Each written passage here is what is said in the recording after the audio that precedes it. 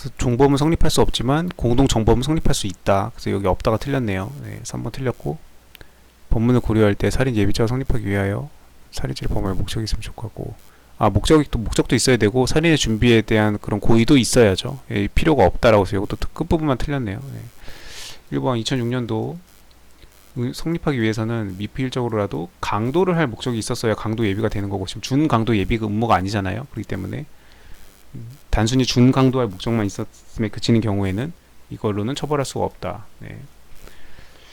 예비 음모에서 항상 나오는 논점이고, 처벌하는 경우에 있어서 중지범의 관념을 인정할 수 있는가, 안 된다 이거죠. 네. 중지범이라는 것 자체가 일단 착수가 이루어지고 나서 논의할 수 있는 거지, 논의의 전제가 이미 안 된다. 네, 논리적으로 불가능하다. 범죄 실행에 착수한 후 자의로 그 행위를 중지하는 때를 말하는 것이고, 실행에 착수가 있기 전인 예비를 처벌하는 경우에 있어서는 그념은 이를 인정할 수 없다. 또 뭐 수도 없이 나오는 판례죠. 예비 음모, 이거 논점에서는. 그 다음에 정범이 실행에 착수에 이르지 아니하고 예비 단계에 그친 경우에는 종범은 처벌할 수 없다. 근데 공동 전범은 처벌한다. 공동 전범이 되는 때를 제외하고는 종범은 처벌할 수 없다. 종범은 가담 정도가 약하기 때문에 달리 취급할 필요가 있죠. 그렇지만 공동 정범은 예비 단계에 그친 경우에도 예비의 공동 정범이 성립한다. 네. 같은 이야기, 같은 판례고. 그다음 4번. 살인의 준비에 관한 고의가 있어야 된다. 그래서 범할 목적 외에도 그런 준비에 대한 고의가 있어서 이런 준비 행위가 있어야 된다. 이런 준비 행위는 외적으로 판단한다. 객관적으로 보아서. 네. 객관적, 주관적 참 많이 아까도 나왔었는데 객관적으로 봐야죠. 네.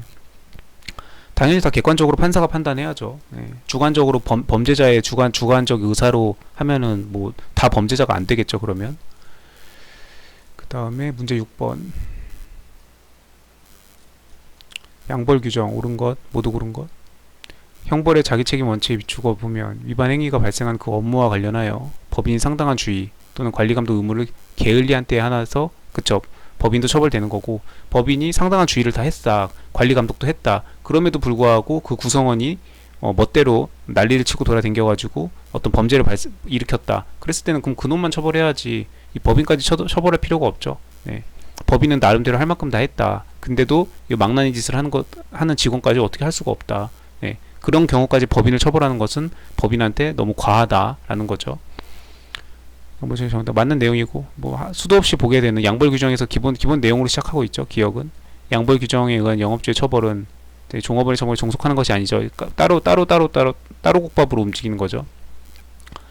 것이기 때문에 종업원의 이런 성립이나 전제 조건이 될 필요가 없다. 그래서 종업원은 그 말썽을 저지른 종업원은 오히려 무죄 방면이 됐어도 영업주 너는 처벌할 수 있다, 이런 상황이 발생할 수 있습니다. 네.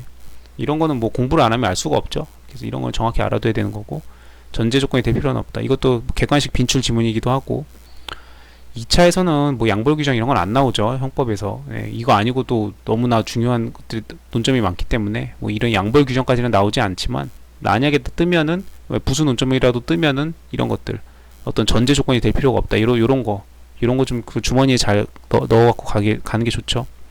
기억 니은 맞네요. 뭐 리을만 맞는지 보면 답은 곤란할 수 있겠네요. 양벌 규정에 의한 법인의 처벌은 형벌의 일종이므로 합병으로 인하여 소멸한 법인이 그 종업원 등의 요행에 대해 양벌 규정에 따라 부담하던 형사책임은, 양벌 규정에 따라 부담하던 형사책임은 이건 승계되지 않는다고 한 판례가 있죠. 존속하는 법인에 승계된다. 틀렸습니다. 이런 거는 판례를 모르면은 뭐 그냥 알 수가 없죠. 네, 이런 거는 그냥 그 시험장 가기 전에 미리 다 공부를 했어야 되는 내용들이고, 모르면 찍을 수밖에 없는. 다만 기억 니은을 확실하게 알았더라면 여기 지금 그 답은 1번 아니면 3번이니까 디귿을 몰라도 답 고르는 데는 지장이 없었겠다. 근데 기억 니은도 제대로 몰랐다 그러면은 뭐 디귿까지 모르고 그러면 이제 답이 완전히 흔들리는 거죠. 네.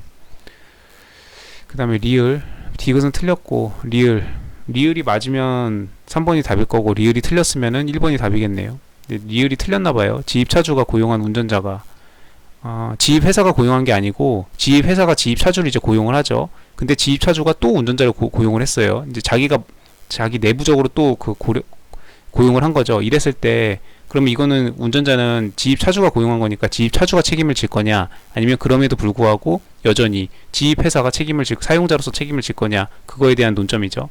그렇게 해서 지입차주가 사용자로서 형사책임을 부담한다, 이게 틀렸죠. 지입차주가 아니고 지입회사, 지입 차주가 개인적으로 고용한 운전자가 사고를 쳤었어도 어쨌든 이들은 다 다 크게는 지금 지입 회사 밑에서 지금 이렇게 돌아가고 있는 직원들이고, 사용자의 위치에 있는 건 지입 회사다, 지입 차주가 아니고.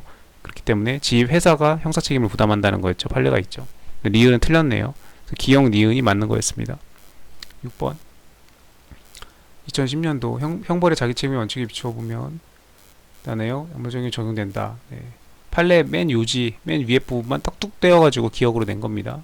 구체적으로는 이렇게 해서 종합적으로 판단한다. 네, 법에선 다 종합적으로 판단하죠. 네. 그 다음에 니은 나번 양벌 규정에 의한 영업주의 처벌은 종업원하고 종속되는 게 아니고 독립적으로 하는 거다. 그렇기 때문에 종업원은 처벌을 안 받아도 영업주 너는 처벌을 받을 수 있다라는 거죠. 그것이므로 종업원의 범죄 성립이나 처벌이 전제 조건이 될 필요가 없다. 기본적으로 이제 종업원이 사고를 쳤을 때 그 영업주, 사용주에게도 책임을 묻겠다라는 게 양벌 규정인데, 그러면 그 종업원이 사고를 친 거니까 그 종업원이 그 사고 친 걸 대가로 반드시 어떤 범죄가 성립하거나 어떤 처벌을 받아야만, 그게 전제가 되어야만 그 다음에 2차적으로 양벌 규정에 따라서 영업주가 처벌을 받는 게 아니고, 종업원이 이게 범죄 성립이나 처벌이 안 되더라도 영업주 너는 처벌받을 수도 있어 라는 거죠. 굉장히 중요한 내용이죠. 양벌 규정에서 항상 나오는 논점이고. 그 다음 디귿 다번 회사 합병이 있는 경우에 원래는 이렇게 승계 대상에서 되는 게 원칙인데 안 되는 것도 있다. 근데 이 양벌 규정에 의한 처벌은 이거는 지금 승계가 안 되는 경우에 해당한다. 예외적으로. 그렇기 때문에 형사소송법이 이런 게 있고, 이런 것들과 성격이 달리하기 때문에 이런 양벌 규정에 따라 부담하는 형사 책임은 이거는 합병으로 인해서 존속하는 법인에 승계되지 않는다. 좀 특이하죠. 보통 합병하면 뭐가 됐든지 다 포괄적으로 승계하죠. 합병은 마치 사람이 사망했을 때 상속인에게 포괄적으로 승계되듯이 회사의 합병도 대부분 다 영업 양도도 그렇고 다 전체적으로 다 그대로 다 이전하죠. 물적 자원, 인적 자원이.